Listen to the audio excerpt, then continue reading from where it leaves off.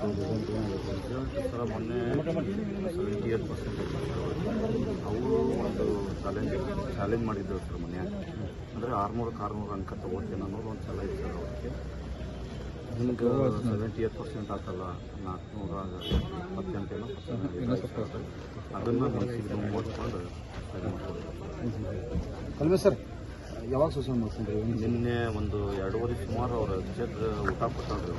ಅವ್ರ ಅಡ್ಮಿಟ್ ಮಾಡಿದ್ದಾರೆ. ಅವ್ರು ಅಡ್ಮಿಟ್ ಮಾಡಿ ಅವ್ರು ಅನ್ನಾರು ಗಂಜಿ ತೊಗೊಳಕ್ಕೆ ಬಂದಾಗ ಇವರು ಅಜ್ಜ ಮೊಮ್ಮಗಳು ಇಬ್ಬರು ಇದ್ರು ಸರ್. ಅವರು ತಂದೆ ತಾಯಿ ಸೆಟಲ್ಮೆಂಟ್ ಹೋಗಿರ್ತಾರೆ. ಒಂದು ಒಳ್ಳೆ ಎಜುಕೇಷನ್ ಸಲುವಾಗಿ ಇಲ್ಲಿ ಅಜ್ಜ ಕಡೆ ಬಿಟ್ಟಿದ್ರು. ಅಂದರೆ ತಾಯಿ ತವ್ರ ಮನೆ ಸರ್, ತಾಯಿ ತವ್ರ ಮನೆ ಇದ್ದು ಸಿದ್ಧಗಂಗಾನಗರ ಅಂತಲ್ಲ, ಅಲ್ಲೇ ಬಿಟ್ಟಿದ್ರು.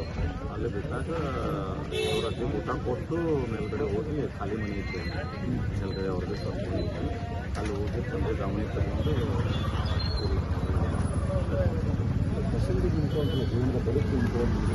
ಈಗ ಅದು ಮಕ್ಕಳೆಲ್ಲ ಆ ಥರ ಇದೆ ಬಿಟ್ಟು ಈಗಿನ ಮಕ್ಕಳಿಗೆಲ್ಲ ಅವ್ರಿಗೆಲ್ಲ ಓದ್ತಿರ್ತಾರೆ. ಎಷ್ಟರ ಪರ್ಸೆಂಟೇಜ್ ಆಗಲಿ ನಮ್ಮ ಮನೆ ಬರೆದವ್ರಿಗೆ ಏನಾಗ್ತೈತೆ ಅದನ್ನು ನಾವು ಇದು ಮಾಡ್ತೀವಿ.